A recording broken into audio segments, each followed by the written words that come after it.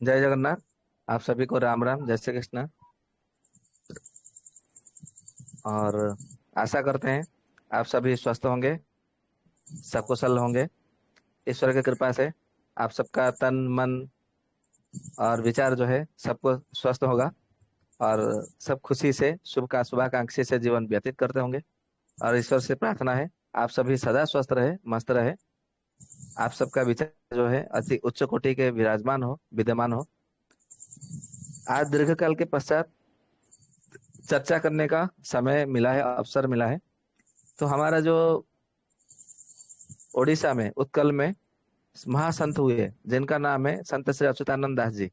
उन्होंने 1,86,000 की संख्या मालिका ग्रंथ को रचना किया था, जो कि आज जो है भविष्य मालिका के नाम से बड़ा ही प्रसिद्ध है। और सब लोग आप यूट्यूब में देखेंगे, एक से कि, कितने सारे चैनल आपको मतलब मिल जाएंगे भविष्य मालिका के विषय में, जो कि वीडियो बना रहे हैं। हालांकि वो बना रहे हैं, कुछ पता है कुछ नहीं पता है, जो भी है, क्योंकि वो हिंदी भाषा में वो लोग बता रहे हैं। कोई पंजाब से बता रहे हैं, कोई हरियाणा से बता रहे हैं, कोई उत्तर प्रदेश से है जो यूट्यूब चैनल पे चर्चा कर रहे हैं। परंतु पंचशिखाओं ने जो भविष्य मालिका लिखा वो तो उत्कलीय भाषा में लिखा। तो हो सकता है उनको उत्कलीय भाषा पढ़ने में समझने में आ गई आवाज हो, नहीं आ या रही तो किसी की।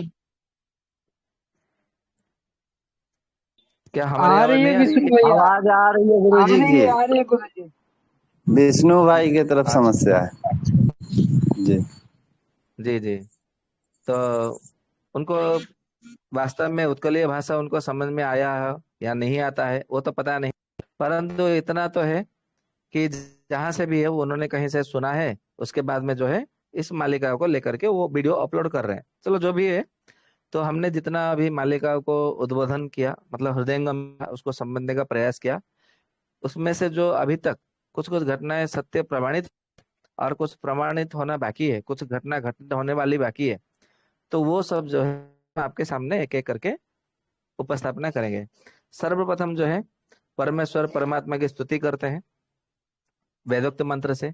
तो हमने जो आज लिया हुआ है वो ऐसा है, ऋग्वेद के प्रथम मंडल के तृतीय सूक्त के षष्ठ मंत्र, यानी कि छठा मंत्र है ना। मंत्र इस प्रकार से है कि महो अर्ण सरस्वती प्रचेतयति के तुना धियो विश्व विराजति। इसका अर्थ है, जो वाणी शुभ कर्म अथवा श्रेष्ठ बुद्धि से अगाध शब्द रूपी समुद्र को जनाने वाली है, वही मनुष्य की सब बुद्धियों को विशेष करके प्रकाश करती है।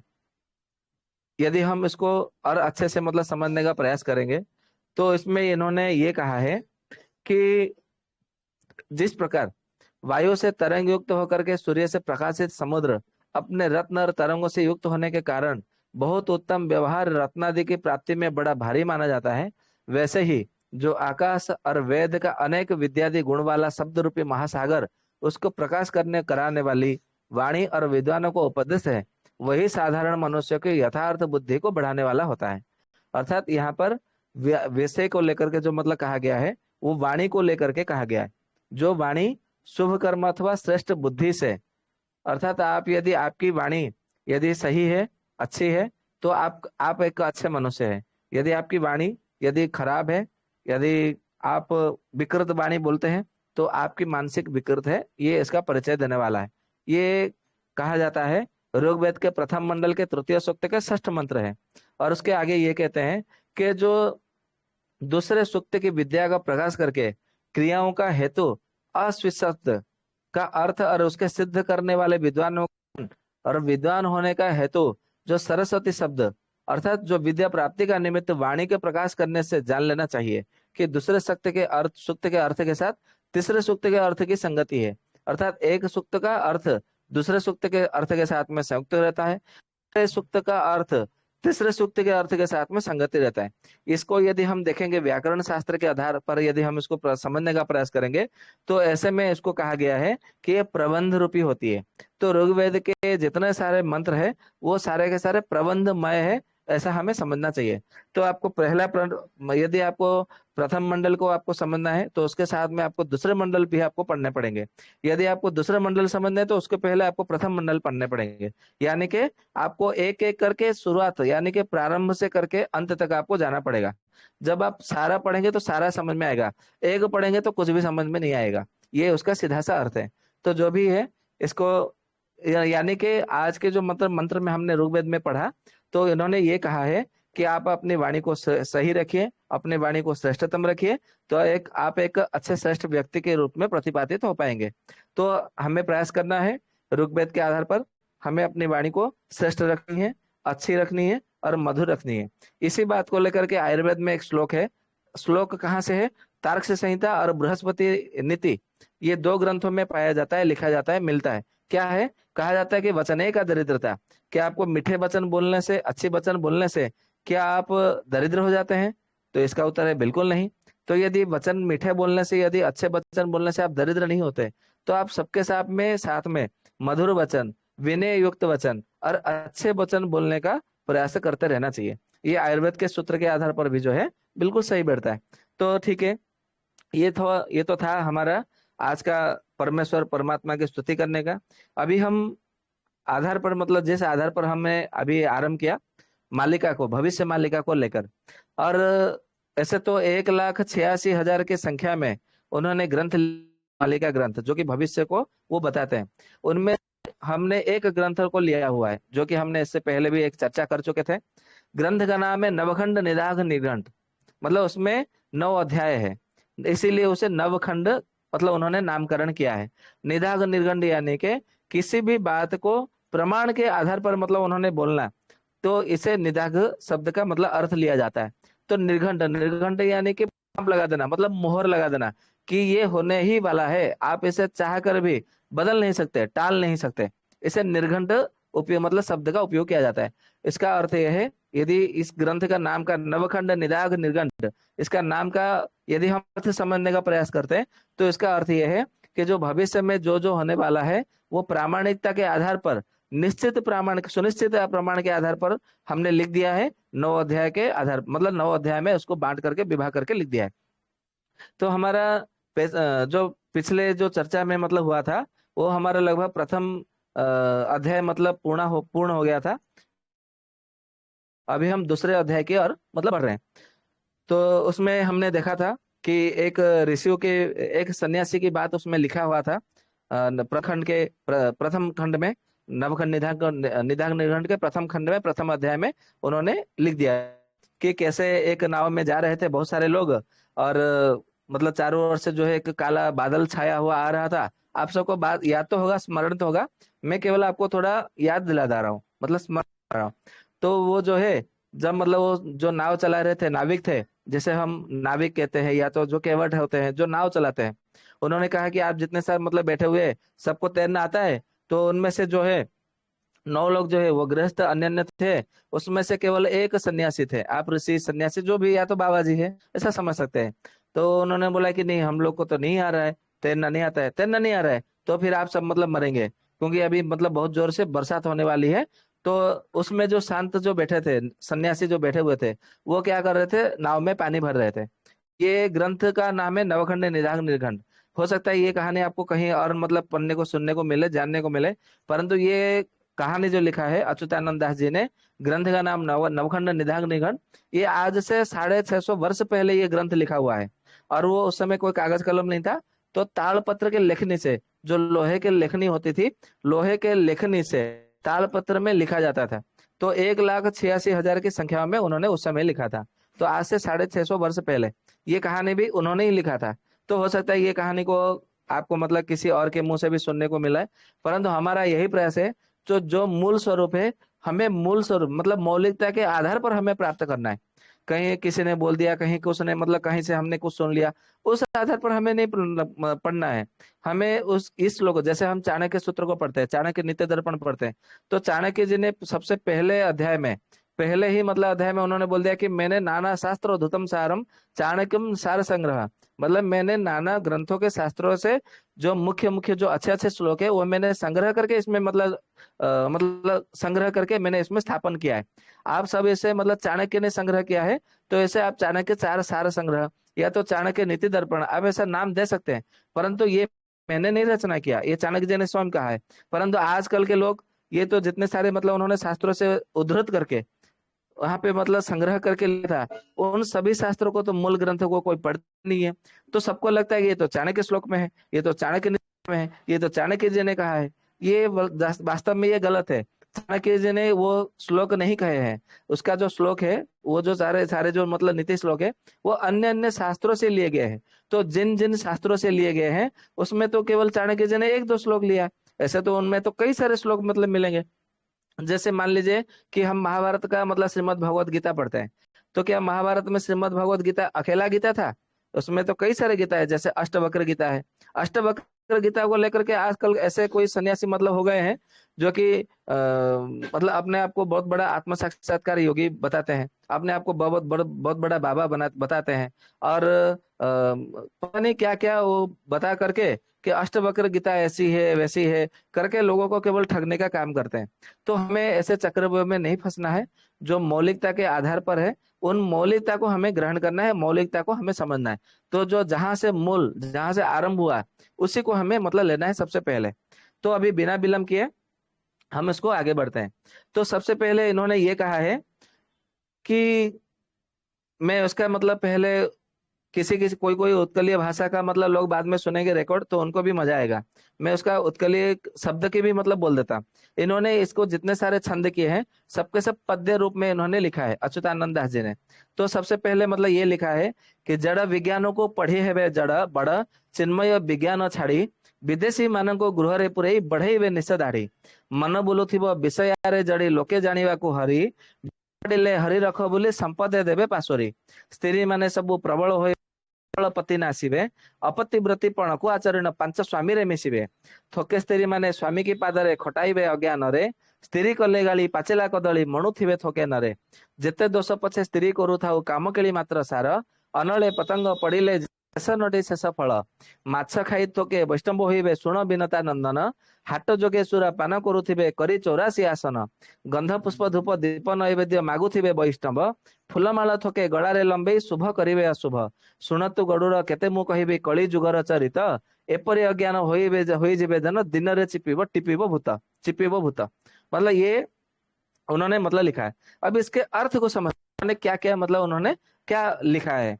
सबसे पहले ये लिखा है जड़ विज्ञान। उन्होंने सबसे पहले कहा है कि जड़ विज्ञान को पढ़े हुए बड़ा। जड़ विज्ञान का मतलब उन्होंने शब्द का प्रयोग किया है। इसका अर्थ है जड़ विज्ञान यानी कि अभी जो चल रहा है, मोबाइल लैपटॉप कंप्यूटर, या तो आईटी, या तो क्या बोलते हैं उसको, इंफ्रा आईटी बोलते हैं। हाँ आईटी, इंफॉर्म टेक्नोलॉजी ऐसा कुछ नाम है, हाँ इंफॉर्मेशन टेक्नोलॉजी। तो जो भी जितने सारे भौतिक विज्ञान है, तो आप सबको भी मालूम है, आप लोग तो सारे समझदार है, ये सारे के सारे जड़ विज्ञान ही तो है। तो इसको 650 वर्ष पहले उन्होंने लिख दिया था कि जड़ विज्ञानों को पढ़ी है वे बड़ा, चिन्मय विज्ञान छाड़ी।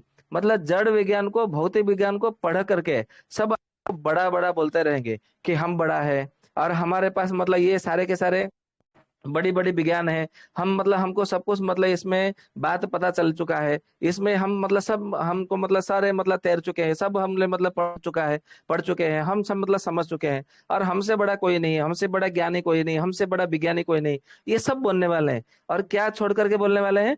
चिन्मय विज्ञान। चिन्मय विज्ञान यानी कि अध्यात्म को सब पीछे छोड़ देंगे, और केवल जड़ विज्ञान को, भौतिक विज्ञान को सबसे श्रेष्ठ बताकर उसको पढ़ करके ये आगे पढ़ेंगे। जो जड़ विज्ञान के मतलब आधार पर नहीं है, चिन्मय विज्ञान के ऊपर आधारित हो, फिर भी उसे वो मानेंगे नहीं, उसे नकारेंगे कि नहीं ये गलत है, ये प्रमाणित नहीं है, ये सिद्ध नहीं है, ये असिद्ध है, ऐसा बोल करके जो है वो आगे चलते रहेंगे। फिर उन्होंने मतलब क्या करेंगे कि उन्होंने कहा है कि विदेशी मानव को गृह पुरे बढ़े हुए निषेधाड़ी। विदेशी यानी कि जो विदेश में रहने वाले हैं, उन लोगों को जो है अपने घर में मतलब घुसाएंगे, यानी कि अपने देश में उनको स्थान देंगे रहने के लिए। और अपना निस दाढ़ी यानी कि अपने जो मूछ, दाढ़ी मूछ है, वो उसको मतलब बढ़ाते जाएंगे। और आजकल मतलब देखेंगे तो बहुत सारे लोग हैं जो, चाहे आप मतलब उसको फैशन मानिए, या तो उसको मतलब एक जीवन शैली मानिए, जैसे मतलब ओशो रजनीश को कुछ लोग मानने वाले हैं, तो दाढ़ी मूछ छोड़ते हैं। यदि कोई मतलब मुसलमान है, इस्लाम को मानता है, तो वो भी मतलब दाढ़ी को छोड़ता है, मुझको मतलब भले न रखता होते पर दाढ़ी तो छोड़ता है। आज तो मतलब ऐसे देखेंगे तो हमारे सनातन धर्म के कई सारे संप्रदाय ऐसे हैं जो कि दाढ़ी मूछ मतलब छोड़े होते हैं। और ऐसा लोगों को लगता है कि जिसने दाढ़ी मूछ छोड़ा है, छोड़ रखा है, तो वो सन्यासी है। वास्तव में सन्यासी का वो परिभाषा नहीं है। इसको लेकर के उन्होंने अच्युतानंद दास जी ने पहले से बोल रखा है कि वो सारे के सारे मतलब विदेशियों को अपने घर में प्रवेश कराएंगे और दाढ़ी मूंछ को मतलब बढ़ाते चलेंगे। और मतलब उन्होंने मतलब क्या कहेंगे, क्या कहा है, बोले कि जो आध्यात्म विज्ञान है, जो आत्म विज्ञान है, जो चेतन विज्ञान है, जो आयुर्विज्ञान है, उसको सारे के सारे छोड़ देंगे। तो जरा आप कल्पना करिए, 650 वर्ष पहले लिखा हुआ जो भी बात है, क्या आजकल ये प्रमाणित नहीं हो रहा है? कितने लोग आत्मविज्ञान को मानते हैं, कितने लोग चेतन विज्ञान को मानते हैं, कितने लोग ये आयुर्विज्ञान को मानते हैं, कितने लोग चिन्मय विज्ञान यानी कि अध्यात्म विज्ञान को मानते हैं? तो इसका उत्तर आएगा कि 5% बड़े से बड़े, मतलब कठिन से कठिन, मतलब मुश्किल से मुश्किल जो बोलते हैं उर्दू भाषा में, मतलब कठिन से कठिन आपको मतलब ऐसे लोग मिलेंगे जो 5% ही मानते हैं। बाकी जो 95% है वो इधर इधर जड़ विज्ञान के पीछे ही मतलब पड़े हुए हैं। फिर उसके बाद हम मतलब बोलते हैं कि मन बोलुथिबो विषय यारे जड़ी, लोके जानिबाकु हरि। मतलब ये जो लोग हैं, ये मतलब क्या करेंगे, ये अपने घर में मतलब विदेशियों को तो मतलब अपने घर में प्रवेश करा देंगे, परंतु इनका जो मन है वो विषयों में घूमता रहेगा। विषय यानी कि जितने सारे जो भौतिक है, जितने सारे जो माया के मोह के जो साधन है, मतलब माया मोह के जो माध्यम है, जो उसके माध्यम यानी कि जो जिसके कारण हम माया में फंसते हैं, मोह में ग्रसित होते हैं, उसको उसको आधार मतलब बना करके ये उनका जो मन है वो घूमता रहेगा। और संसार की जो सांसारिक बातें हैं, वही उसी को ये अधिक मात्रा में जो है उसे अपना मतलब गरिष्ठ मान करके, यानी वही श्रेष्ठ है। जो मतलब 10 लोगों ने माना यही अच्छा है, यदि एक व्यक्ति मान रहा है नहीं ये गलत है, ये एक व्यक्ति मानने से थोड़ी होगा, 10 लोग जो मानते हैं वही मतलब सही है। इसके आधार पर आपको मतलब जो है ये मन जो है उन लोगों का विषयों में मतलब घूमता रहेगा। और मतलब क्या है कि लोगों के सामने दिखावा करके ये राधे, ये कृष्ण, या तो हरि, या तो वेद, या तो पुराण, या उपनिषद, ये दर्शन, या तो जो भी है, ये केवल लोगों के सामने ये केवल जप करते रहेंगे। और ये लोगों के सामने प्राणायाम करेंगे, लोगों के सामने समाधि में झूठ मूठ का व्यवहार करेंगे। क्योंकि आप लोगों को मालूम है, यदि हम पतंजलि योग दर्शन पढ़ते हैं तो उसमें क्या कहा है कि एकांत में आपको ध्यान कर, एकांत में प्राणायाम करना चाहिए, एकांत में मंत्र जप करना चाहिए, एकांत में यम नियम आसन प्राण, ये जो आसन है ये एकांत में करना चाहिए, किसी के सामने दिखावा करके नहीं। परंतु आप देखेंगे आजकल के सब लोग है जो है, सबको भेगा करेंगे, एकत्रित करेंगे कि आओ आओ प्राणायाम करते हैं, आओ आओ ध्यान करते हैं, आओ आओ ऐसा करते हैं, अरे आसन करते हैं, अरे लोगों को दिखाने की क्या जरूरत है? ये आत्म कल्याण के लिए ही किया जाता है। तो आत्म कल्याण के लिए किया जाता है तो वो एकांत में करना चाहिए। क्या आपने कभी मतलब देखा है कि कोई ऋषि ने समाधि मतलब अवस्था में क्या जाके किसी नगर में, या तो किसी नदी के किनारे, या तो किसी गांव में जाकर के लोगों को एकत्रित करके ध्यान किया, समाधि किया, या तो फिर प्राणायाम किया? कभी आपको ये प्रमाण नहीं मिलेगा, किसी ग्रंथ में भी नहीं मिलेगा, कि इतिहास में भी नहीं मिलेगा। क्यों? क्योंकि ऐसा है कि अध्यात्म ग्रंथ के आधार पर ना सही, परंतु योग दर्शन के हम आधार पर देखेंगे, यदि हम उसको प्रमाण के आधार पर लेंगे, तो उसमें साफ साफ शब्दों में कहा गया है ये सारी क्रिया आपको एकांत की अवस्था में करना चाहिए, किसी के सामने नहीं।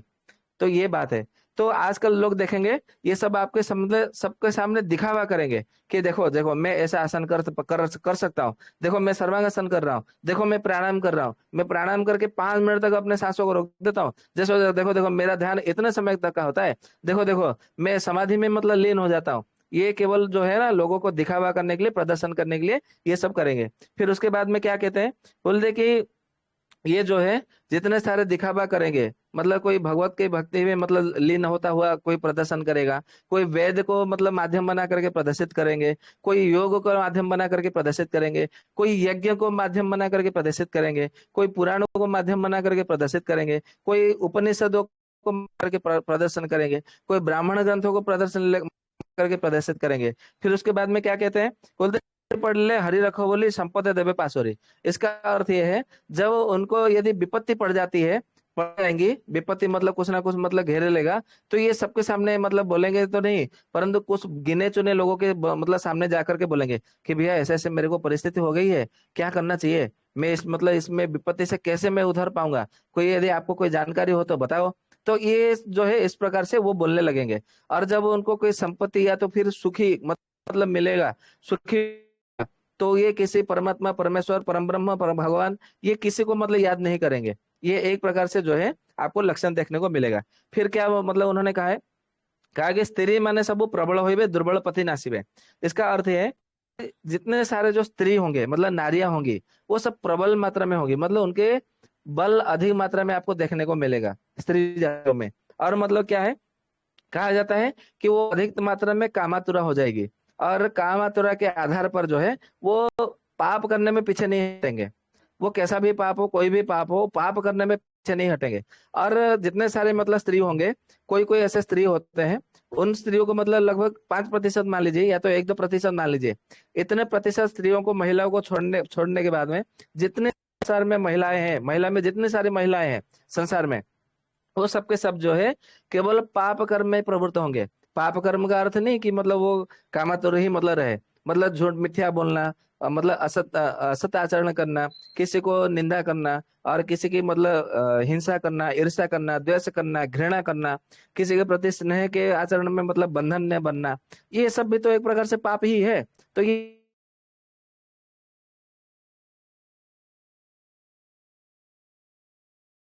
ये पाप कर्म करते रहेंगे।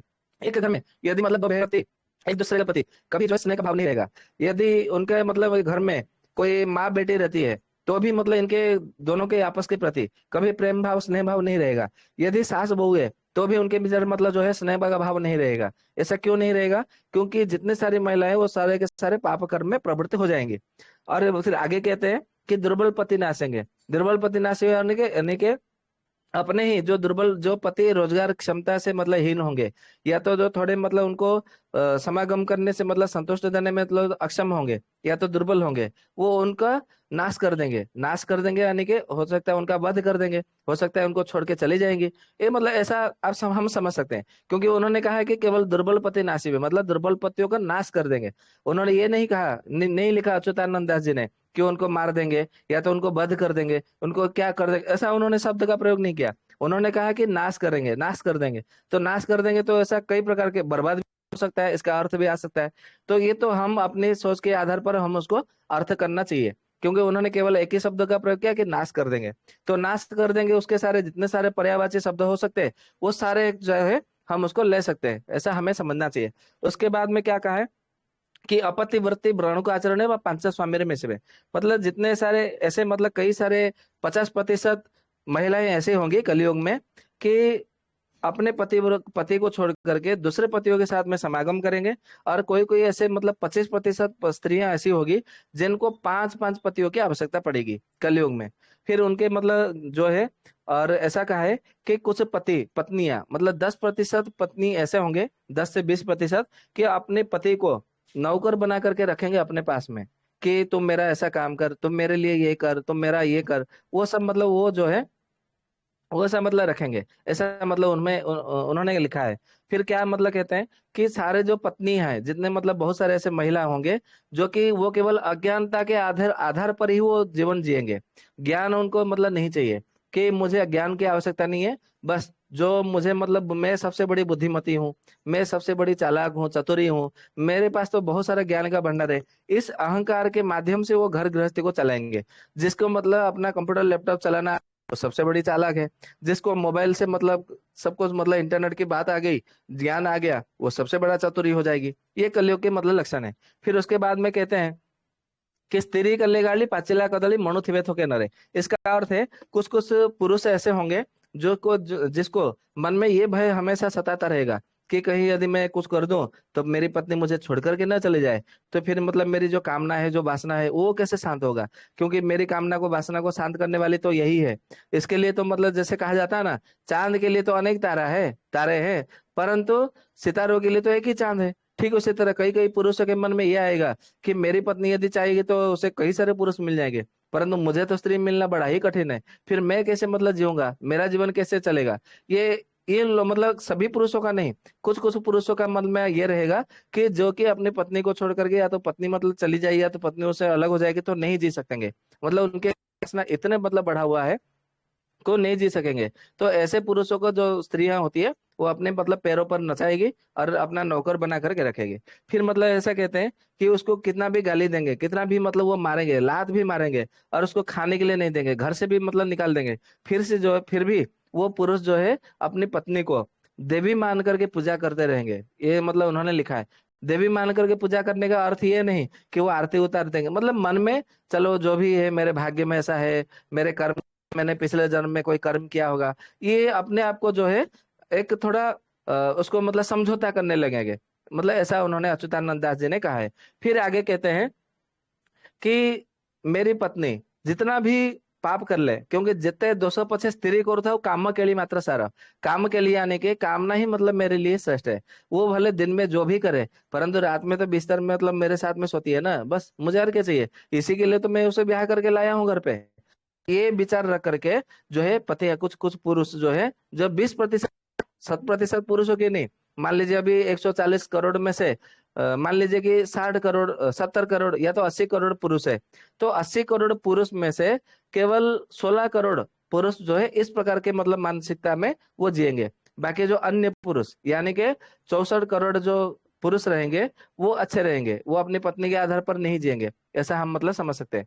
फिर उसके बाद में कहते हैं कि जिस प्रकार आग को देख करके पतंग जो है अनल को, अग्नि को देख करके जैसे झपड़ता है, वो स्त्री जो है अपने आप को सुंदर बनाने में, सुंदर मतलब सजाने में वो पीछे लगे रहेंगे।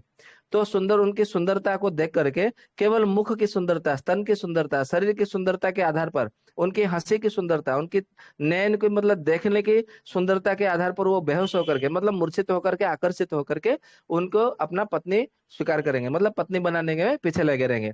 इसी के कारण जो है उनको पत्नी तो बनाएंगे, परंतु वो उनके नौकर बन करके उतना जीवन जिएंगे। तो कभी भी यदि आप लोग को यदि कोई विवाह नहीं किया है, यदि आपको विवाह करना है, तो सौंदर्य के आधार पर कभी किसी को विवाह नहीं करें कि उसका मतलब गोरा शरीर है, उसके मतलब उसका मुख सौंदर्य है, स्तन का सौंदर्य है, वो बहुत अच्छी पतली दुबली है, वो बहुत हंसती हुई बात करती है, उसकी हंसी कितना मधुर है, वो बहुत अच्छी अच्छी बात करती है, वो मेरे भावनाओं को समझती है। ऐसा समझ करके विवाह मत करें, नहीं तो फिर आपका जीवन नर्कमय बन जाएगा। ये समझ लीजिएगा। फिर आगे मतलब कहते हैं कि माछा खाई थोके वैष्णव होइबे सुनो बिनता नंदना। मतलब जितना सारा मतलब जो है, ये यहाँ पे थोड़े ब्राह्मण और वैष्णवों के लिए कहा गया, ब्राह्मण नहीं, मतलब गलती से ब्राह्मण निकल गया। इन्होंने वैष्णव यानी कि थोड़े सन्यासियों के लिए भी मतलब यहाँ पे उन्होंने कहा है कि कुछ वैष्णव आपको ऐसे मिलेंगे जो कि एकांत में मछली और मांसाहार का भक्षण करेंगे, और जो है वो वैष्णव का धर्म का प्रचार करते रहेंगे। और कुछ लोग मतलब ऐसे होंगे कि हाट जो कि सुरा पाना करो करी 84 आसन। मतलब इसका अर्थ यह है कि कुछ आपको सन्यासी ऐसे भी मिलेंगे जो कि सुरापान करते हैं, मतलब मद्यपान भी करेंगे एकांत में, आप लोग को दिखा कर नहीं करेंगे, एकांत में करेंगे, जो कि किसी को दिखे नहीं, किसी को मतलब पता ना चले, वो एकांत में करेंगे। और आपके सामने आकर के योग प्राणायाम 84 आसन वो सब मतलब आपको दिखा देंगे, ध्यान वान सब मतलब करेंगे। और इसमें मतलब आगे ये कहा है कि गंध पुष्प धूप दीप नैवेद्य मागु थी वैष्णव। मतलब वो गंध भी मतलब अच्छी अच्छी सुगंध की मतलब उनका आ रहा होगा, वहां पे जहाँ मतलब जहाँ पर वो आश्रम मतलब बना के रखे होंगे, या तो मंदिर जैसा बनाए होंगे, या तो आश्रम जैसा मतलब वो जहाँ पे रहते हैं उनका निवास स्थान है। मतलब ये नहीं कहा कि मंदिर बनाया होगा या मठ बनाया होगा, ऐसा नहीं कहा। उन्होंने निवास स्थान को मतलब उन्होंने शब्द प्रयोग किया है। तो जहां पर उन्होंने मतलब निवास करके रहे होंगे, उस निवास स्थान में गंध बहुत अच्छा अच्छा सुगंध आता होगा, पुष्प यानी कि फूलों से मतलब सजाया होगा, फिर धूप यानी कि बहुत अच्छा धूपन मतलब क्रिया होती होगी, दीप दीप यानी कि दीपों से सजाया होगा, नैवेद्य अच्छे अच्छे मतलब आपको शाकाहारी अच्छे अच्छे घी अमृत से मतलब घी से बना हुआ बहुत सारे मतलब मीठे पकवान आपको मतलब देखने को मिलेंगे। और मागुथे वैष्णव मतलब वो मांगते रहेंगे कि आप हमें मतलब दीजिए, हमें ये सब मतलब व्यवस्था करने में खर्चा आता है, ऐसा आपको मांगेंगे दान के सामने से कि दान मतलब दीजिएगा, क्योंकि इसमें हमको खर्चा आता है, इसको चलाना पड़ता है। तो जहां जहां आपको मतलब कोई दान मांगे तो समझ लीजिएगा वो सन्यासी सही नहीं है। क्योंकि सन्यासी को दान मांगने का अधिकार किसी भी ग्रंथ में नहीं है, चाहे आध्यात्म ग्रंथ हो या तो कोई उपनिषद हो, कोई उपनिषद में तो ऐसा नहीं है, सन्यासियों के विषय में कोई धर्म का लक्षण नहीं मिला है। मतलब वहां पे सन्यासी आश्रम के विषय में कोई नियम नहीं लिखा है। मनु संहिता से लेकर के जितने सारे हमारे विंशति धर्म संहिता है, सभी ग्रंथों में मतलब सन्यासी का, आश्रम का रहने वाले जो सन्यासी है, उनके धर्म क्या होना चाहिए, क्या आचरण होना चाहिए, वो सब विषय में लिखा गया। तो सन्यासी के लिए दान मांगना कहीं भी वो ग्राह्य नहीं है। यदि आपसे कोई बाबा जी, कोई सन्यासी, कोई साधु यदि आपसे दान मांगता है, दक्षिणा मांगता है, तो तुरंत समझ जाइए वो दान नहीं है, वो मतलब सन्यासी नहीं है, वो इसका व्यापार कर रहा है। आपको इसको तुरंत समझ जाना है। मतलब वो चाहे किसी भी मतलब संप्रदाय से हो, संप्रदाय के आपको मतलब कोई महत्व नहीं रहता। ठीक है। उसके बाद में क्या कहते हैं कि फुल्ला माला थोके गड़ा रे लंबाई सुबह सुबह। कोई कोई जो है अपने मतलब शिष्यों के माध्यम से अपने मतलब स्वयं जो है अपना मतलब थोड़ा प्रतिष्ठा को प्राप्त कर लेंगे, या तो अपना ही मतलब सम्मान बढ़ाते रहेंगे अपने शिष्यों के आधार पर, क्योंकि वो उनके शिष्य है। तो अपने गुरु के आगे नहीं टालेंगे। वो शिष्य को बोलेंगे कि जब हम आए तो बड़े से फूल माला लेकर के हमारे गल में मतलब डाल देना, या तो मतलब हम जब वो मंच पे आएंगे तो हमारे इतना बड़ा बड़ा उपाधि लेकर के हमारे नाम के आगे जोड़ करके तुम हमारे वहां पे प्रचार कर देना। तो शिष्यों को माध्यम बना करके जो है अपना अपना अपना मतलब प्रतिष्ठा वो करते रहेंगे, चलाते रहेंगे, प्रचार करते रहेंगे। फिर क्या कहे कि बोलेंगे, मतलब आगे कहे है कि सुनत गरुड़ केते मु कहिबे कଳି जुगर चरित एपरि अज्ञान होइबे जन दिनर चिपिब होता। और ऐसा है कि अपने आप को मतलब अपने आप को ब्रह्मा जी जैसे, अपने आप को शंकर जैसा, इंद्र वरुण कुबेरा जी जितने सारे हमारे लोकपाल है दिक्पाल है, उनके जैसे अपने आप को समझने लगेंगे। और अपने आप को सबसे श्रेष्ठ ज्ञानी, सबसे बड़ा श्रेष्ठ विज्ञानी, सबसे श्रेष्ठ सन्यासी, सबसे श्रेष्ठ साधु मतलब कह करके प्रचार करते रहेंगे।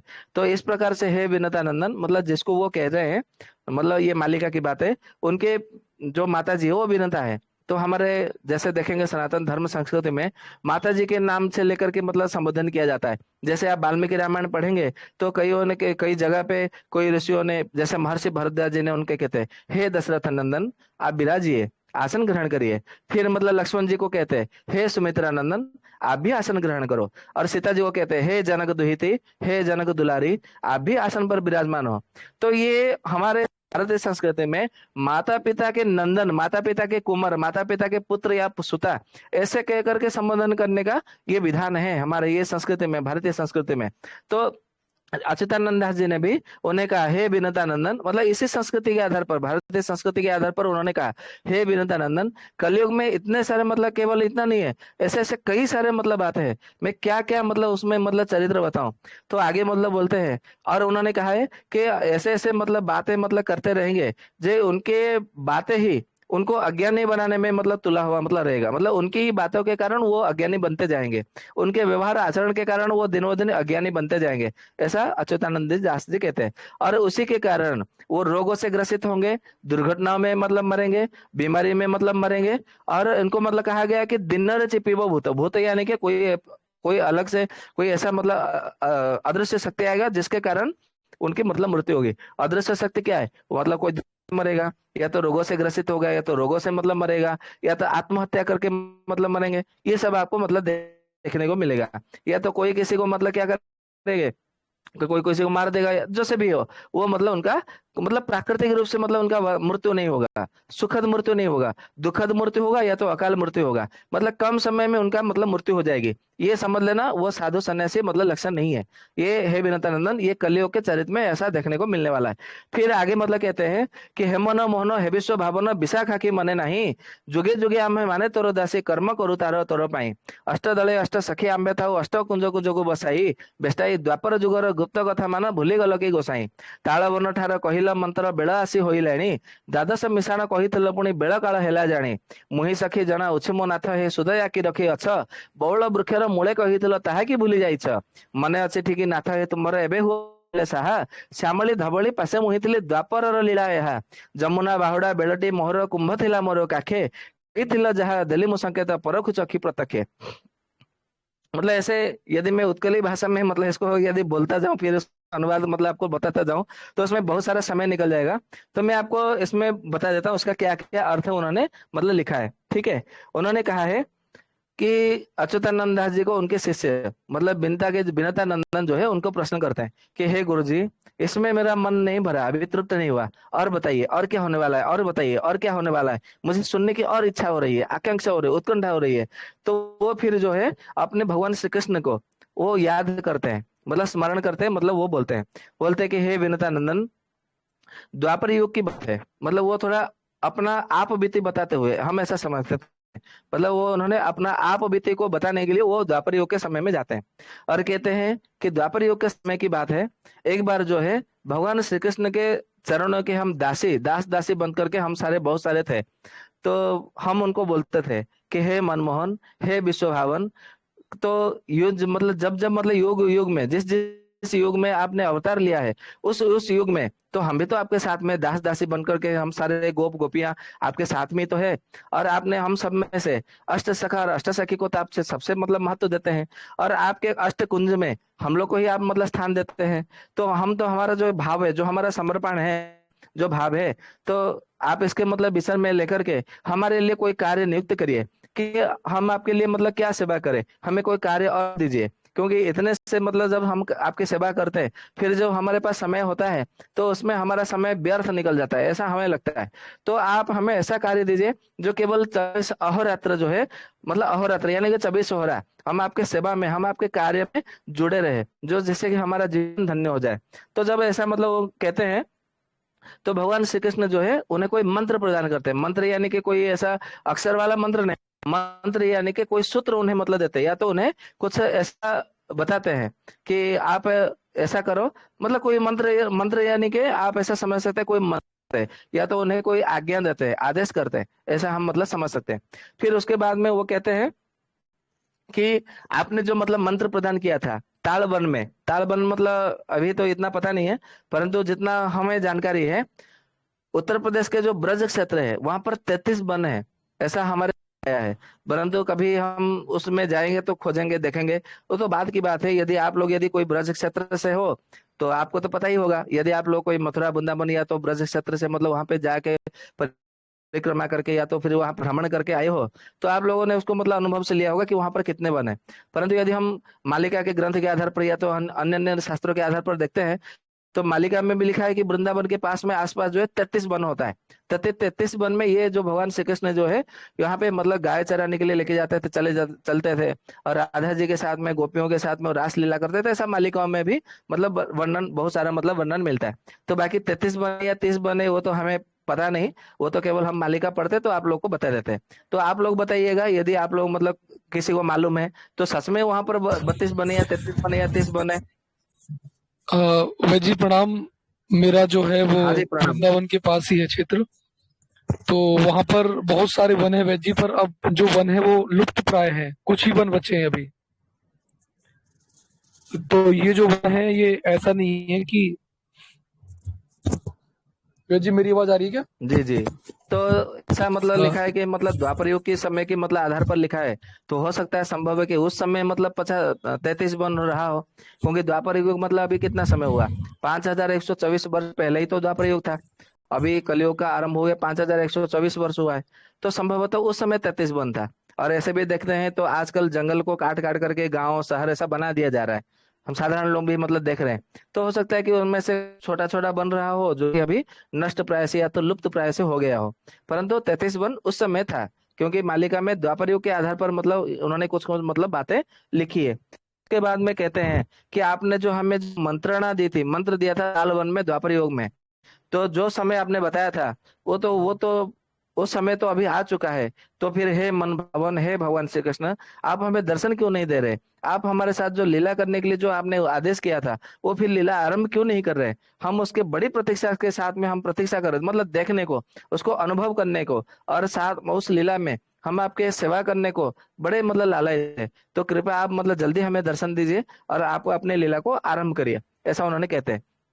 फिर उसके बाद में जो है, मेरे एक सखी भी थी जिसका नाम विशाखा है, जो कि मतलब आपको अन्य अन्य पुराणों में भी मतलब मिल जाएगी। ये मालिका ग्रंथ के आधार पर कह रहे हैं। मालिका का ग्रंथ का नाम है नवखंड निदाघ निर्घंट, जो कि अच्युतानंद दास जी ने उत्कलीय भाषा में लिखा 650 वर्ष पहले। ये हम बार बार कह रहे हैं, ये किसी पुराण शास्त्र के आधार पर, किसी अन्य शास्त्र के आधार पर हम नहीं बता रहे हैं, मालिका ग्रंथ के आधार पर हम चर्चा कर रहे हैं। तो उसमें मतलब लिखा है अच्युतानंद दास जी ने कि उस समय मेरी एक सखी भी थी जिसका नाम है विशाखा। तो विशाखा ने मतलब भगवान श्री कृष्ण जी कहती है कि हे सखे, हे प्रभु, आप मेरे विषय में तो याद रखिए, मेरे विषय में तो मेरे विषय में भी स्मरण रखिए कि अपने ऊपर मतलब मेरे ऊपर भी तो आप शुद्ध दया यानी कि अच्छी उत्तम दया करिए। तो एक बार जो है ऐसे मतलब कहते हुए यमुना के तीर से, मतलब यमुना के तीर तीर तीर मतलब तट तट तट के आधार पर जो है हम प्रस्थान कर रहे थे। और अपने बगल में मतलब काख में मतलब पानी का घड़ा था।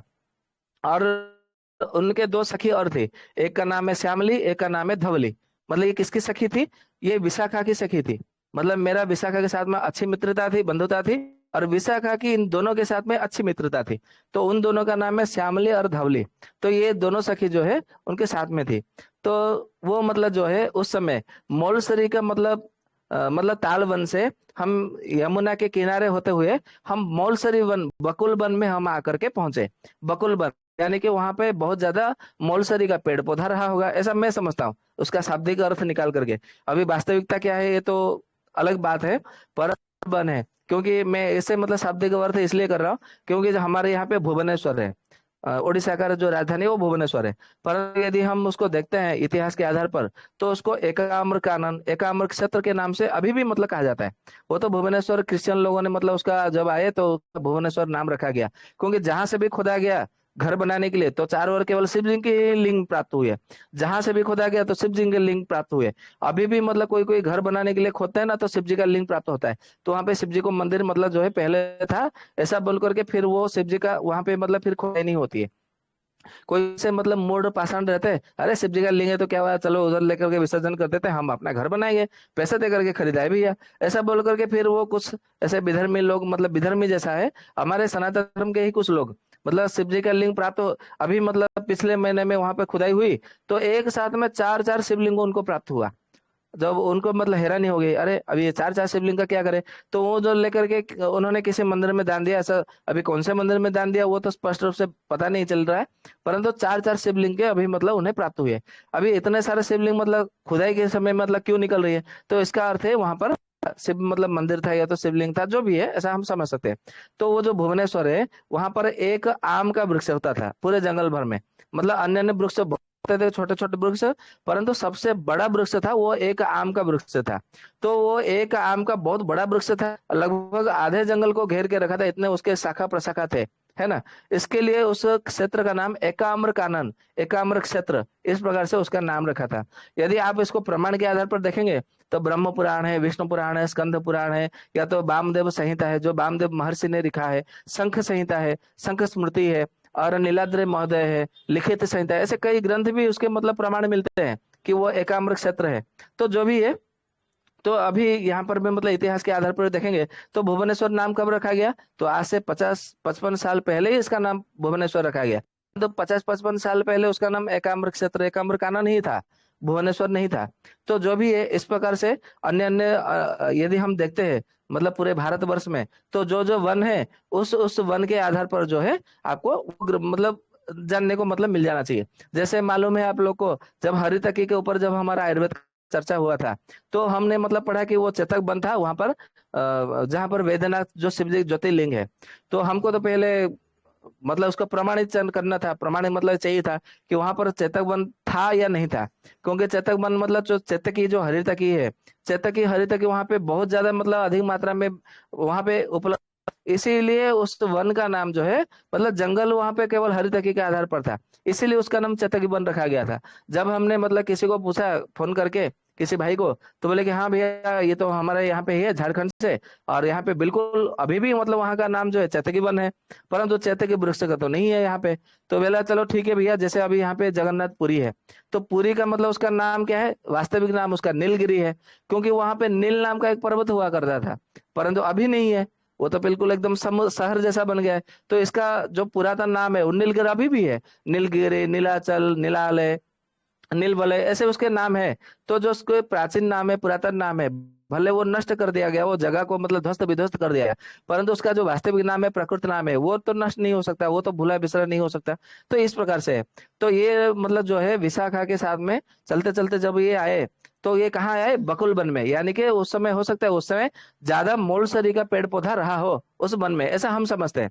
तो उसमें मतलब कहते हैं अच्छा तुम तो भगवान श्री कृष्ण से मतलब मिलकर आ रही हो, तो उन्होंने क्या कहा, तो बोले कि ये तो द्वापर की तो नहीं है, कलयुग में तो बहुत बड़ा लीला होने वाली है, बहुत बड़ी, और तुम लोग जो है तुम लोग भी मतलब जन्म लो, और उसके साथ में हम लीला करेंगे मतलब कलयुग के अंत के समय में। तो फिर उन्होंने जो है मतलब मैं जो है फिर मतलब भगवान श्री कृष्ण के पास में चला गया, उनके पैरों को पकड़ लिए, बोले कि हे चित्तचोर, हे भगवान, मैं तो जितने मतलब आप तो हमेशा कहते हैं, सदा कहते हैं कि जब जब मेरा अवतार होता है, मतलब मैं आता हूँ, तब तब तुम मतलब जो है मेरे दास मतलब मेरे सखा बन करके रहते हो, परंतु आप तो हमें सखा कहते हैं, परंतु मैं तो आपको अपना दास ही मतलब मैं तो अपने आप को आपका दास ही समझता हूँ। तो मुझे बताइए कि मतलब फिर मतलब अब यहाँ से द्वापरिक का मतलब समय निकल जाएगा, आपकी लीला जब समाप्त हो जाएगी, फिर हम कब मतलब मिलेंगे, कब आपका दर्शन होगा, कब आपका साक्षात होगा। तो उन्होंने कहा कि कलयुग का जब 5,000 वर्ष पूरे हो जाएंगे, उसके बाद में हम हमारा जो है लीला आरंभ होगा, प्रकट होगा, ऐसा मतलब उन्होंने मतलब कहा है। तो फिर 5,000 वर्ष अभी तो बहुत मतलब कम समय रह गया, क्योंकि अभी 5,124 वर्ष चल रहा है। तो आज से 650 वर्ष पहले की बात है, उन्होंने लिखा अच्युतानंद दास जी ने। तो उस समय उन्होंने लिख दिया कि अभी तो बहुत कम समय रह गया है, अभी बहुत जल्द जो है भगवान श्री कृष्ण जी का लीला प्रकट जो मतलब है वो देखने को मिलने वाला है। और जो है मैं भी मतलब उस समय उनके साथ में रहने वाला हूँ। वो अपने शिष्य को विनोदानंदन को बोलते हैं। फिर मतलब आगे कहते हैं कि भगवान श्री कृष्ण जो है मेरे प्राणों के प्राण हैं, और मेरे स्वामी भी मतलब वही है। मतलब वो अपने जैसे स्वामी प्रभु मालिक हम ऐसे कहते हैं ना, पर्यायवाची शब्द है। तो उन्होंने कहा कि मेरे मालिक तो वही है, मेरे गति मेरे मुक्तिदाता वही है, और मैं ही मतलब जो है मेरे अपने प्राणों का प्राण जो है वही है। तो मेरे श्री कृष्ण भगवान जो है मुझे एक बार मतलब कहा था कि तो मेरे हमेशा सखा रहते हो, तुम चिंता क्यों करते हो, जब भी मैं मतलब समय जब समय आएगा तो तुम्हें तो मैं अपने साथ में लेकर के जाऊंगा, तुम चिंता मत करो। मेरे जितने भी भक्त होंगे सबको लेकर के मैं एक रास लीला मतलब रचने वाला हूँ। रास लीला अर्थ ये नहीं कि मतलब कोई रमण करेगा, ऐसा नहीं है। रास लीला यानी कि एक प्रकार से लीला, या तो कोई नर लीला ऐसा मतलब हम समझ सकते हैं, क्योंकि उन्होंने मतलब पूरा विस्तार से नहीं लिखा है, सूत्र के आधार पर लिखा है। फिर उन्होंने कहा है कि उन्होंने मतलब ये कहा है कि एक मिनट में आपको यहाँ पे लिख कर बताता हूँ। 13-5 निकट होइला अमावास्यान निधन, पुष्या कर्कट को सम सूर्य गले भक्त मिलिया से दिन, ऐसा उन्होंने मतलब लिखा है। 13-5 यहाँ पे मतलब लिखा है। 13 13 यानी कि 13, 5 यानी कि आपको सबसे पहले 5 लिखे, उसके दाहिने भाग में शून्य लिखे, कितना होगा 50, उसके दाहिने हिस्से में 13 लिखे, यानी कि 5,013 होता है। तो आपने मतलब कहा था कि 50 के मतलब 5 शून्य के बाद में 13 लिख दो, जो समय आएगा उसके बाद का जो समय है वो हमारे प्रकट होने का समय है। तो हे प्रभु, आपने तो हमें ये मंत्र दिया था तालबन में, तो आप फिर मतलब बोला था कि 5,013 वर्ष के बाद में मैं प्रकट होऊंगा और हम सब मतलब जो है साक्षात करेंगे। अभी तो बहुत समय मतलब निकट आ गया है, मैं उसकी प्रतीक्षा में हूँ। आप फिर मतलब कब आएंगे, मतलब ये अच्युतानंद दास जी 650 वर्ष पहले उन्होंने मतलब ये लिखा है। फिर उसके बाद में जो है कि 5,013 वर्ष के बाद में मतलब क्या है कि उसमें मतलब उन्होंने कहा है कि अमावस्या र निदाना, अमावस्या मतलब का मतलब कहा है, बोला कि मतलब वहां पे सोमवार के दिन होगा, और उसी दिन जो है अमावस्या तिथि होगा, सोमवार का दिन होगा। और सूर्य भगवान जो है पुष्य नक्षत्र कर्कट राशि के दिन उसमें जो है और उसी दिन मतलब संक्रमण होगा, मतलब रवि संक्रमण, जैसे सूर्य संक्रमण रवि संक्रमण संक्रांति दिन कहा जाता है। अमावस्या के दिन सोमवार का होगा, सूर्य भगवान जो है पुष्य नक्षत्र कर्कट राशि को वो चलायमान होंगे। मतलब कर्कट संक्रांति है यहाँ पे, मतलब हमें यहाँ पे समझना है। और वहां पे जो है धीरे धीरे मतलब लीला प्रबल हो जाएगा। अभी 5,013 वर्ष जो मतलब यहाँ पे लिखा है, अमावस्या तिथि होगा, पुष्य नक्षत्र कर्क राशि में भगवान सूर्य जो है वहां पे मतलब संक्रमण, वो तो फिर पंचांग निकालना पड़ेगा, वो कौन सा वर्ष है क्या है, मतलब जो लिखा है वो मैं हमने आपको मतलब बता दिया है। फिर उसके बाद में कहते हैं कि उठो उठो, अभी मतलब सोने का समय नहीं है, सोने का समय है।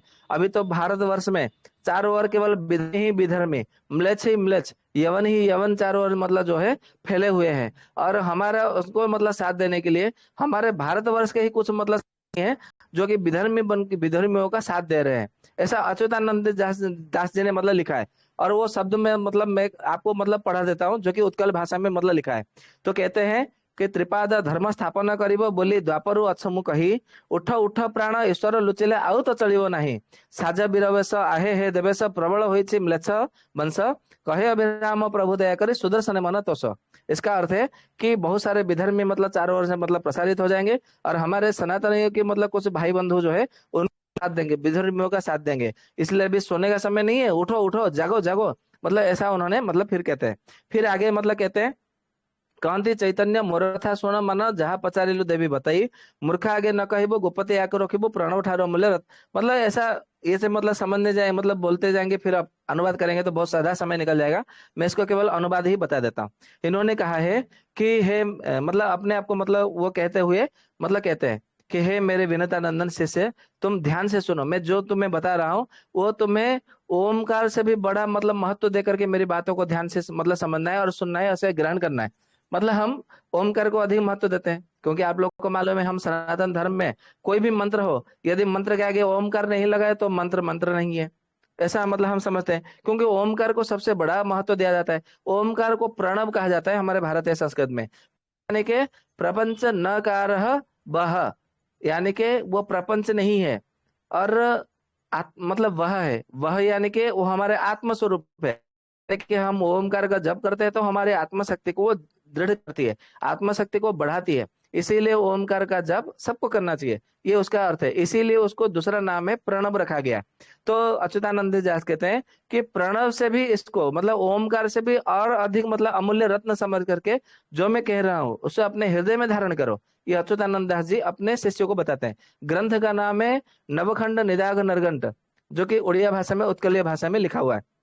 फिर मतलब कहते हैं कि अणाकार मंत्र को जप करना चाहिए और राम नाम राम कृष्ण शिव हरि ये इनमें से कोई एक मतलब भगवान या तो देवता के अधीन जो है आश्रित रह करके रहना चाहिए कलियुग के मनुष्य को। नहीं तो फिर उनके मतलब कब उनका अकाल मृत्यु हो जाएगा, कब उनको रोगों से ग्रसित हो जाएंगे वो कहीं नहीं कह सकता। ऐसा अच्युतानंद दास जी बोलते बोलते हैं। फिर आप ये मत कहना कि आपने बताया है, आपने बोला है, जो मालिका वो हम बता रहे हैं, इसको ध्यान से सुनिएगा। तो मालिका में मतलब उन्होंने अच्युतानंद दास जी कहते हैं कि ओमकार का मंत्र का अणाकार मंत्र के साथ में मिला मिला करके जो है आपको करना चाहिए। मतलब उन्होंने कहा है कि आप राम को मतलब उसमें या तो कृष्ण को जोड़ दीजिए, शिव जी को जोड़ दीजिए, हरि को जोड़ दीजिए या तो राधे को जोड़ दीजिए, किसी को मतलब जोड़ करके आपको मंत्र का जाप करना चाहिए जब तक कलियुग का समाप्त ना हो जाए। ध्यान से रहे का जब तक समाप्त नहीं हो जाए, क्योंकि कली इतना बड़ा मतलब ऐसा मतलब क्या कहें, जैसे अंग्रेजी में बोलते हैं ना कि डेंजरस, मतलब इतना भयानक भयावह योग है कि आप मतलब उसका कल्पना नहीं कर सकते कि मतलब क्या क्या होने वाला है। क्योंकि आप समझ सकते हैं कि बाप यदि बेटी से मतलब विवाह कर लेता है और बेटी को रखेल बना करके रख सकते, तो ये कलयुग की ही मतलब महिमा है। क्योंकि अन्य युग में ये मतलब देखने को नहीं मिला, ना सत्य युग में, ना त्रेता युग में, ना द्वापर युग में, ये केवल कलयुग में ही मतलब मिला है। अपने बहन से मतलब विवाह करते हैं, अपने चचेरी बहन से विवाह कर लेते हैं, मामा की लड़कियों से विवाह करते हैं। मतलब क्या क्या मतलब विधर्मी है, क्या क्या मतलब उसमें पाखंडता फैल रही है और क्या क्या मतलब ज्ञान विज्ञान नहीं मतलब सब कुछ है, ऐसा मतलब सब आपको मतलब देखने को मिलेगा। तो ये समझ सकते हैं ये कलयुग का ही मतलब प्रभाव है। तो इन्होंने कहा कि जब तक कलयुग का समाप्त नहीं हो जाएगा तब तक आपको ओमकार को अणाकार के मतलब साथ में मिला करके राम कृष्ण शिव हरि राधा किसी भी मतलब देवता के आश्रित होकर के उसका मतलब आपको जो है मंत्र जप करना चाहिए। फिर उसके जो है आप अपने हाथों से कभी भी किसी को कष्ट देने वाले कर्म का नहीं करना है। मुंह में हमेशा अपना मतलब कोई भी मंत्र का जप करना है। हृदय में श्रद्धा भक्ति और विश्वास को धारण करना है। और जो है कि मन में जो है जब आप मतलब एकांत में हो या तो असोच की अवस्था में हो, मतलब असोच यानी कि कोई जैसे कोई जन्म होता है या तो जैसे सुत का सोच है, मृत का सोच है, या तो हम शमशान में होते हैं तो असोच अब असोच की अवस्था होती है, या तो हम मल त्याग करते हैं तो असोच की अवस्था होती है, मूत्र त्याग करते हैं तो असोच की अवस्था होती है, हम नींद में मतलब सोते करके सुबह उठते तो असोच की अवस्था में होती है। तो ऐसे जो असोच के मतलब असोच मतलब अवस्था में होते हैं, तो उन्होंने कहा है कि मन मन मतलब उच्चारण करते हुए नहीं, केवल मन में उसका ध्यान मतलब चिंतन करना है। किसका चिंतन करना है?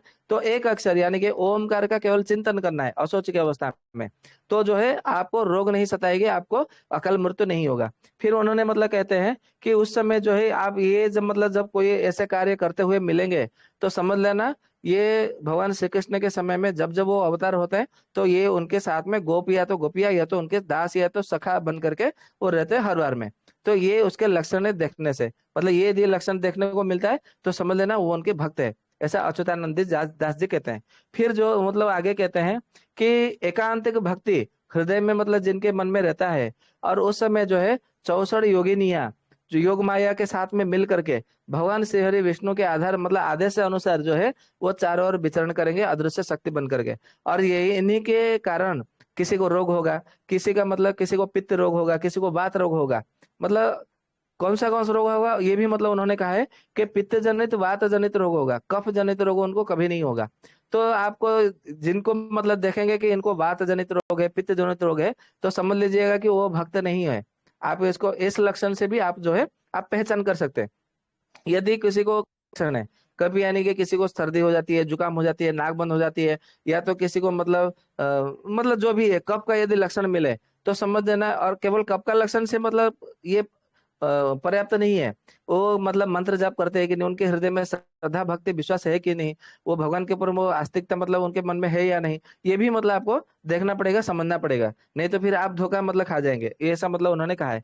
फिर उसके बाद में कहते हैं कि कली का जब 5013 वर्ष मतलब बीत जाएगा, 15 से 15 मतलब जब बीत जाएगा 15 वर्ष के बाद में, तो उन्होंने मुझे मतलब मंत्र दिया था तालबन में। मंत्र यानी कि उन्होंने कुछ बातें बताई थी, जैसे मंत्र कहते हैं। मंत्र यानी कि मान लीजिए कि हमने आपको मतलब कुछ कहा, तो आपने अपने अपने हृदय के अंदर में इसको गुप्त रख दिया, किसी को बताया नहीं, तो वो वाक्य जो है आपके लिए मंत्र है, मंत्र की तरह आपको काम करेगा। इसीलिए तो कहा जाता है कि मंत्र मूलम गुरु वाक्यम, मतलब गुरु की कही हुई वाणी को यदि आप गुप्त रूप से रखते हैं, किसी को बताते नहीं है, तो वो आपके लिए मंत्र है। मंत्र का अर्थ है ना, ऐसा नहीं है कि ओम रामाय नमः, ओम कृष्णाय नमः, ओ ये नमः, ये मंत्र नहीं है।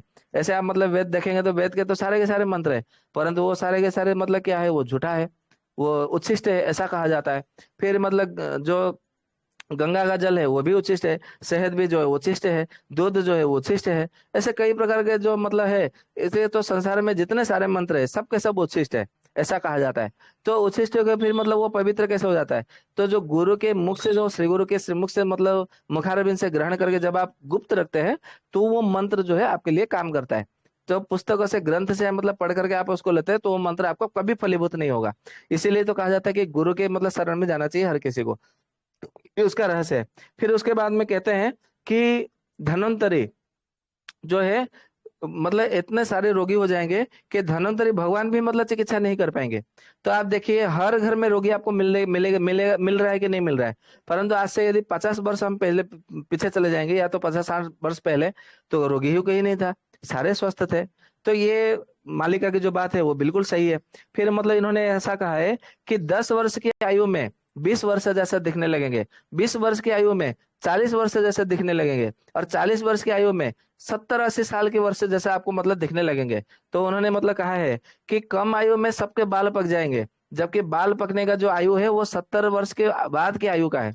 तो 40 वर्ष के पहले के बाल मतलब पक जाएंगे, यानी कि 80 वर्ष की आयु को, अवस्था को प्राप्त हो जाएंगे, ऐसा मालिका में लिखा है। ग्रंथ का नाम है नवखंड निदाघ निर्घन। तो ये बात आज सत्य प्रमाणित हो रही है कि नहीं हो रही है? आप देखेंगे ऐसे तो कोई रोगी हमारे पास आते हैं जो कि 8-10 वर्ष के बालक भी मतलब बच्चे भी आते हैं, कि मतलब अपने माता पिता लेकर के आते हैं, बेजी बेजी मेरे बच्चे का देखो बाल पक गया है। अबे 8 साल का लड़का है, बाल पक गया, तो अब उसका अभी पूरा जीवन बाकी है, तो कैसे करेगा वो? उसका मतलब कोई औषधि दीजिए। कोई कोई हमने ऐसे लोग देखे जो 18-20 साल की आयु में उनके बाल पक गए। और मालिक मतलब अच्युतानंद दास जी ने क्या लिखा है नवखंड निजांग निगम में? कहा जाता है कि बाल पकने का जो आयु है वो 70-72 वर्ष की बाद की आयु का है। यदि आपको 20-25 वर्ष मतलब यदि आपके बाल पक जाए, तो समझ लीजिए आप उस अवस्था में पहुंच गए, मतलब आप 70 वर्ष की आयु में पहुंच गए हैं। भले ही आपकी आयु 20 वर्ष हो, 25 वर्ष हो, 30 वर्ष हो, 40 वर्ष हो, 50 वर्ष हो, 60 वर्ष ही क्यों ना हो, यदि आपके सारे बाल पक गए हैं। ऐसा कहा है कि 70 वर्ष के बाद में बाल धीरे धीरे पकना आरंभ होता है, और 84 वर्ष की आयु में सारे बाल पकते हैं। मतलब शरीर का बाल जो है 84 वर्ष की आयु में पकता है, ऐसा मतलब जो है मालिका में मतलब लिखा है, अच्युतानंद दास जी ने लिखा है। मालिका का नाम है नवखंड निधान निगन। यदि कोई उत्कली मतलब कोई है, मालिका खरीद खरीद करके आप उसको पढ़ सकते हैं, उसमें मतलब फिर मतलब कहते हैं कि सबके सब जो है जरा और वार्धक्य अवस्था में आपको देखने को मिलेंगे कलयुग के समय में। तो आप देखिए ऐसा कोई व्यक्ति है जो कि मतलब पूरा युवा जैसा दिख रहा हो, किसी के चेहरे में तेज नहीं, किसी के शरीर में तेज नहीं, किसी के वाणी में तेज नहीं है, किसी के कर्म में तेज नहीं, किसी में विचार में तेज नहीं है, कोई किसी का टांग खींचता है, कोई किसी का मतलब सारे के सारे तेजोविहीन है, कोई तेजोमय नहीं है। ये बिल्कुल बिल्कुल मतलब प्रमाण रहा। फिर उसके बाद में जो है इन्होंने ऐसा कहा है कि वैशाख मास शुक्ल पक्ष अष्टमी तिथि होगा, गुरुवार होगा, और उसी दिन जो है पुष्य नक्षत्र और कर्क राशि, सूर्य राशि में मतलब सूर्य में प्रवेश मतलब करेंगे, नहीं सूर्य नहीं, चंद्रमा मतलब उस समय मतलब होंगे। और सूर्य भगवान जो है उस समय कर्क के ये मीन मतलब राशि में मतलब होंगे।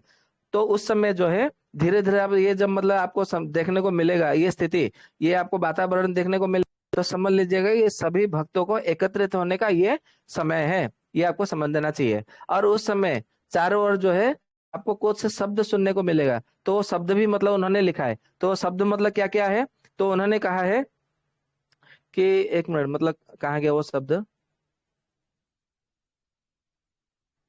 हाँ, दश शंख भक्त मेल शुक्लाष्टमी जीववार बैशाखर कलकी करिवे खेल सेदिन शून्य डाक पृथ्वी हेब चमक अंधार खितरे मवे पापी पल दृष्टि पथे थिबे गोपाल मन भजुथिबु नंद दुलाल। मतलब उन्होंने कहा है कि चारों ओर जो है भक्तों की मतलब कुछ मतलब शब्द नारा आपको सुनने को मिलेगा। क्या क्या नारा मिलेगा, मतलब चारों ओर जय गोपाल, जय गोविंद, राधा स्वामी, जय जय, मतलब नंद दुलार, मतलब भगवान श्री कृष्ण के मतलब जितने सारे नाम है वो आपको सबको जो है चारों ओर सुनने को मिलेगा।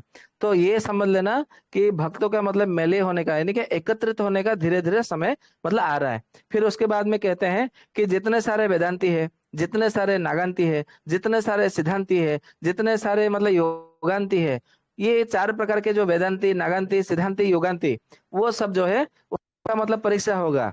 और ये परीक्षा मतलब कौन करेगा, तो योग माया स्वयं करेगी। किन किन की परीक्षा करेगी फिर से मैं बता देता हूँ। वेदांत नागांत मान परीक्षा हेब जतन जोगांत सिद्धांत देखिब खेल परीक्षा होइब भक्त देखुथिब दिवारात्र बेलहु जगिथा मन नवद्वार किम्बिम्बा धरी राधांकु धरी खेलुथिबे भावग्राही खेल श्री हरि। ये उन्होंने लिखा है। मतलब ये तो उत्कलीय भाषा में, मैं इसका अर्थ समझा देता हूँ। इन्होंने लिखा है कि वेदांत मतलब चार प्रकार के करने वाले चार प्रकार के मतलब लोगों का मतलब परीक्षा होगा। तो किन किन के मतलब परीक्षा होगा, सबसे पहले उन्होंने कहा कि वेदांतियों का परीक्षा होगा। और किससे का होगा ना, नागांतियों का परीक्षा होगा। फिर तीसरे में कहा कि योगांतियों का परीक्षा होगा। चौथे में कहा कि सिद्धांतियों का परीक्षा होगा। ये परीक्षण कौन करेगा, तो योग माया स्वयं करेगी, ऐसा मतलब उन्होंने मतलब कहा है। फिर मतलब क्या करेंगे, इनकी जब परीक्षा हो रहा होगा तब तक मतलब उस समय जो जितने सारे भगवान श्री कृष्ण के भक्त है वो दिवारात्र यानी के दिवारात्र यानी कि पूरा अहोरात्र दिन और रात, ये सब मतलब सर मेरे जो मतलब जो भगवान श्री कृष्ण के भक्त हैं वो सब इनका परीक्षा मतलब होता रहेगा और वो लोग जो है देखते रहेंगे। और उस समय जितने सारे मतलब जो अच्छे अच्छे सात्विक मतलब गुणधारी मतलब जितने सारे योगांती, वेदांती, नागांती, सिद्धांती जो भी होंगे बचेंगे। बाकी सारे जो जितने मतलब रजोगुण या तो तमोगुण के आधार पर होंगे वो सारे के सारे सात्विक होंगे। ऐसा मतलब मैं नहीं कह रहा हूँ, आप ये समझ में मतलब मत समझिएगा कि सत्यवान ने मतलब आके डरा रहा है, धमका रहा है कि मतलब ये सन्यासियों का मृत्यु, ये मैं नहीं कह रहा हूँ, मैं बार बार बोल रहा हूँ। ये लिखा है नवखंड निदाग निर्घंट मालिका में लिखा है और उत्कली भाषा में लिखा है। मैं वहां पे पढ़ करके आपको उसका अनुवाद करके आपको उसका अर्थ बता रहा हूँ, ये ध्यान में रखिए। फिर उसके बाद में कहते हैं कि बिंबाधरी राधांगुधरी खेलुथिबे भावग्राही खेलसेरी। मतलब चारों ओर जो है मतलब राधा के साथ में भगवान श्री कृष्ण की रास लीला, मतलब एक प्रकार से चारों ओर जो है कृष्ण लीला आपको चारों ओर देखने को मिलेगा। जिस देर में मतलब देखेंगे, जिस जिस गांव में देखेंगे तो राधा कृष्ण की मतलब आपको लीलाओं का वर्णन आपको सुनने को मिलेगा। तो अभी वो समय नहीं आया है, हमें ऐसा लगता है, क्योंकि अभी तो ये दृश्य देखने को नहीं मिला है। तो जो भी है, फिर उसके बाद में कहते हैं कि प्रेम और भक्ति को आधार बना करके जो भी व्यक्ति, चाहे साधु हो, संत हो, सन्यासी हो, जो कोई भी व्यक्ति हो, प्रेम और भक्ति को आधार बना करके, मूल बना करके राधा और कृष्ण के चरणों में जो शरण में मतलब जाएंगे तो वो जो है उनको रक्षा करेंगे। बाकी सारे जो है मतलब योग माया और जो 64 जोगिनियां हैं उनको मतलब जो है मतलब उनको मृत्यु का कारण बनेगी, ऐसा मतलब उन्होंने कहा है। फिर आगे कहते हैं चक्रवाड़ मध्य रे चातक पक्षी दीक्षा नेला भली। मतलब ऐसा मतलब कहा है कि मतलब ये मतलब कहा है कि चक्रवाड़ मध्य जाग चातकर देखा भाव तारी देली निकट हो इलेणी बेଳ शरण जाओ श्री हरि प्रेम भक्ति मूल करी अभिराम कहे रखिब याद मूल भज से श्वेत पद्म तोला डोला ताबिनु के नाही निश्चय बांटिबे कला। मतलब इन्होंने मतलब कहा कह रहे हैं कि राधा कृष्ण के श्री चरणों में जो भक्ति मतलब प्रेम के आधार पर जो शरण में नहीं जाएंगे उनको फिर कौन रक्षा करेगा, वो तो मेरे नजर में कोई नहीं आ रहा। मतलब ऐसा अच्युतानंद दास जी मतलब कह रहे हैं। हो सकता है उनके नजर में नहीं आ रहा तो कोई और हो सकता है, ऐसा हम कह सकते हैं। मतलब उनकी नजर में उस समय उनको कोई और रक्षा करने वाला है तो मेरे नजर में आ रहा है, उससे मतलब उन्होंने कहा है। फिर उसके बाद में कहते हैं कि ଭାଷେ ଅଭିରାମ ଭାଇ ପୂର୍ବରୁ ଥିଲେ ମିଳଇ ବେଳ କାଳେ ଆସି ହୋଇଲାଣି ନିକଟ ଜନମ ହେଲେ ଶ୍ରୀଧର ଗୁପତେ କରିବେ ଖେଳ 25 ରେ କଳା ବାଣ୍ଟି ହେବେ प्रकट भक्तंगर लागिब लीला अहर्निशि नारायण करिवे खेला। मतलब ये इन्हीं बात को लेकर के अभिराम परमहंस मतलब उनके भक्त है, मतलब उनका एक संत है, वो भी कहते हैं कि हाँ, जैसे अच्युतानंद दास जी ने कहा है कि 25 में जो है भगवान मतलब श्री कृष्ण जो है वो अपने भक्तों में कला बांटेंगे। कला बांटेंगे यानी कि एक एक शक्ति देंगे। जैसे हम महाभारत पढ़ते हैं तो अर्जुन को भगवान श्री कृष्ण ने क्या किया, उन्होंने कला को प्रदान किया, अपनी दिव्य शक्ति उन्हें प्रदान किया था। तभी तो वो महाभारत युद्ध में धनुर्धर जो है युद्ध कर पाए थे, नहीं तो वो करने वाले कौन होते हैं। तो भगवान श्री कृष्ण ने जो है उन्हें कला प्रदान किया था। ठीक उसी तरह अभी जो देखेंगे ना, हर घर में मतलब सभी रोगी मिलते हैं, जो भी है सारे दुखी है, सारे कष्टी है। तो अच्युतानंद दास कहते हैं कि 25वें मतलब जब यानी कि 2025 में सभी भक्तों को भगवान श्री कृष्ण जो है कला प्रदान करेंगे। और कला प्रदान के बाद में जो है सभी भक्त जो है जय श्री कृष्ण जय राधे मतलब नारा लगाते हुए सभी भक्त गण होंगे। तो जो जो भक्तगण एकत्रित होंगे वहां से नारायण की लीला खेला आरंभ हो जाएगा। और वहां से फिर जो है पता चलेगा कि कौन मरेगा कौन मतलब जिएगा। क्योंकि 2030 तक जो है ऐसा कहा जाता है कि भारतवर्ष में केवल 33 करोड़ मतलब लोग जिएंगे। और भारत के अतिरिक्त इतने सारे मतलब देश है, उसमें केवल 31 करोड़ मतलब लोग रह जाएंगे, ऐसा कहा जाता है। मतलब पूरे विश्व ब्रह्मांड में केवल 64 करोड़ ही मतलब लोग रहेंगे। बाकी सारे के सारे भले अभी जितने अरब है जितने खरब है, अभी तो उसका पता नहीं कितने अरब कितने खरब है, जनसंख्या पूरे विश्व ब्रह्मांड की कितना है वो तो पता नहीं।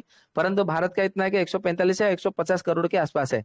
परंतु ये सारे के मतलब नहीं रहेंगे, केवल 33 करोड़ लोग मतलब जीवित रहेंगे, ऐसा मालिका में लिखा है। मैं नहीं बोल रहा हूँ, मालिका के आधार पर बोल रहा हूँ। आप इसको ये मत समझिएगा कि ये वैद्य सत्यवान ने मतलब कह दिया, आप उसको गलत फिर मतलब मत समझिए। फिर उसके बाद में आगे मतलब कहते हैं कि भगवान मतलब जो श्री कृष्ण है वो अभी धीरे धीरे मतलब अवतार लेने का उनका समय मतलब हो गया है।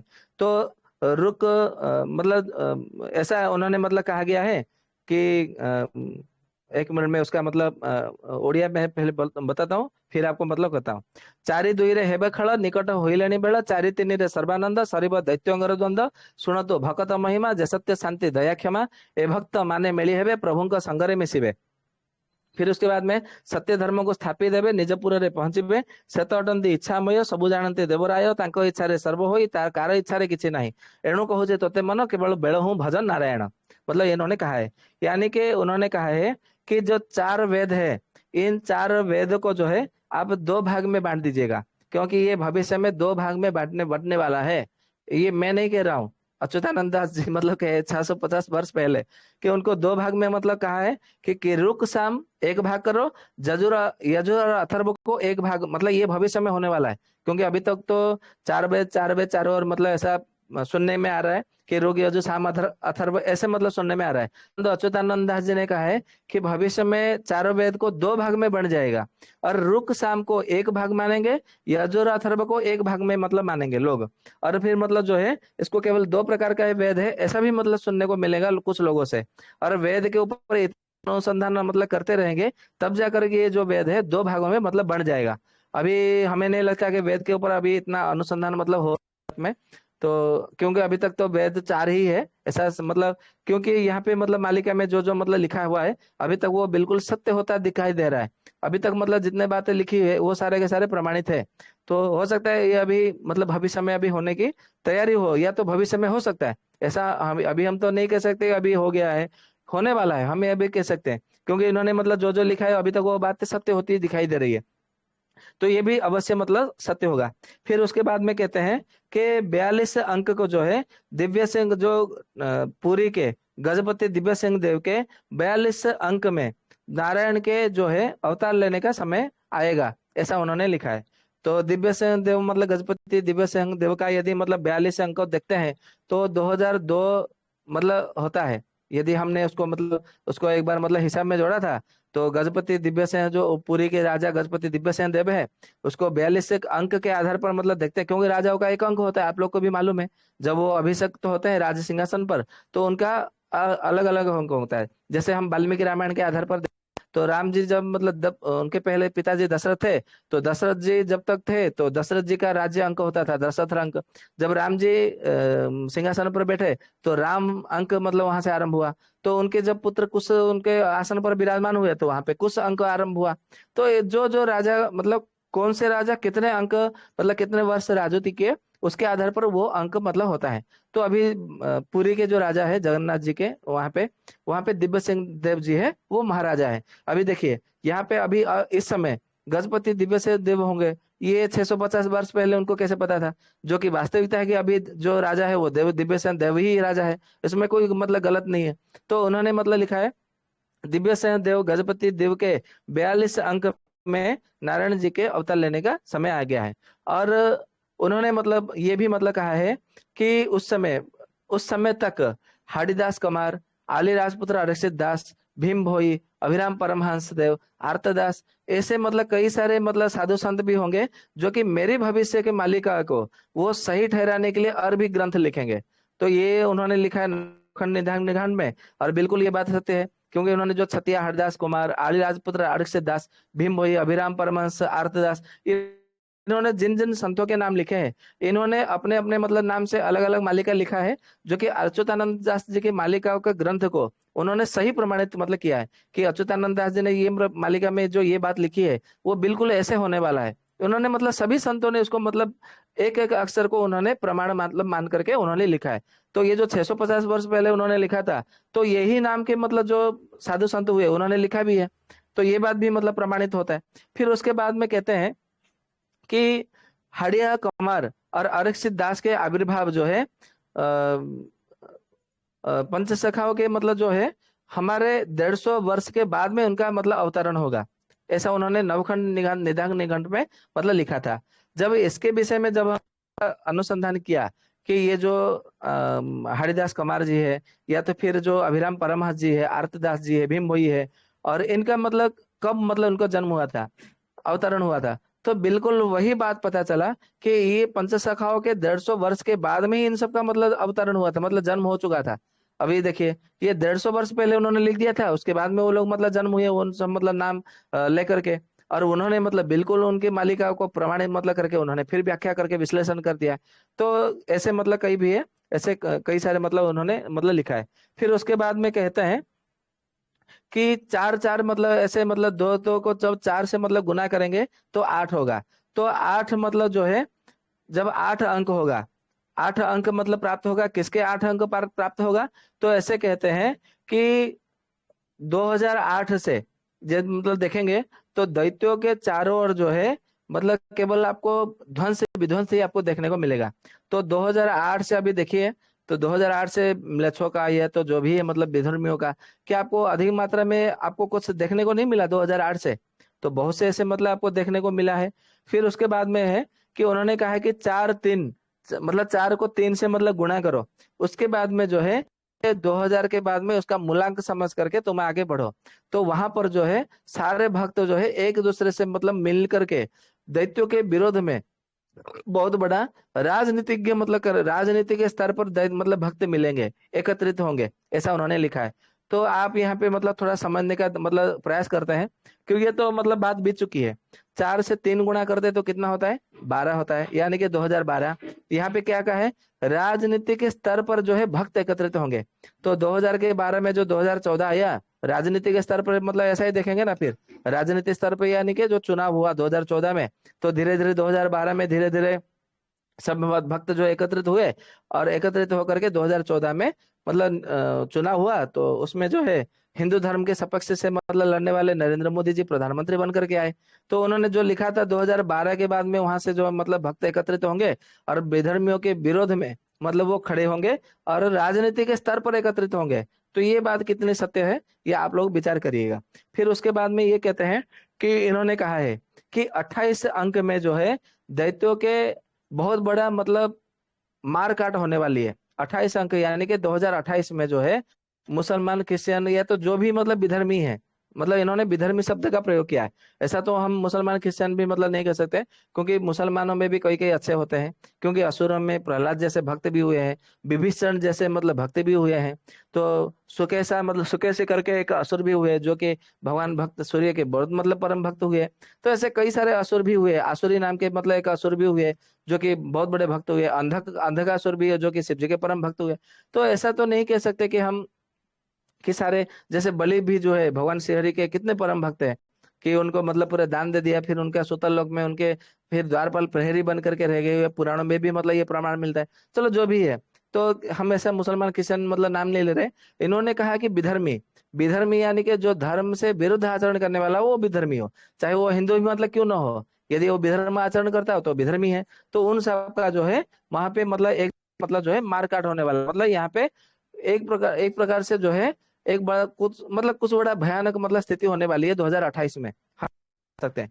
फिर उसके बाद में ये कहते हैं कि बाटा जोगी थी वो भक्तों का महिमा सुनी वो, मतलब ये कहा है कि उस समय तो केवल प्रतीक्षा करना 2028 के लिए, तो ये सब जो है तुम्हें मतलब सब सुनने को मिलेगा।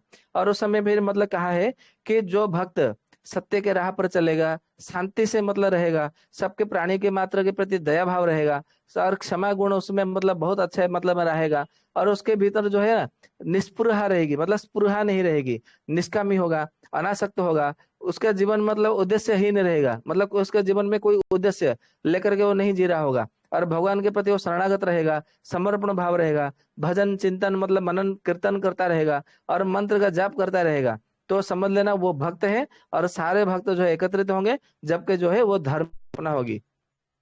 और कलयुग मतलब जो समाप्त होगा, एक प्रकार से जो है मतलब बदल करके सतयुग नहीं आएगा, सतयुग को मनुष्य ही मतलब प्राणी ही जो है वो लाने वाले होंगे, ऐसा उन्होंने लिखा है।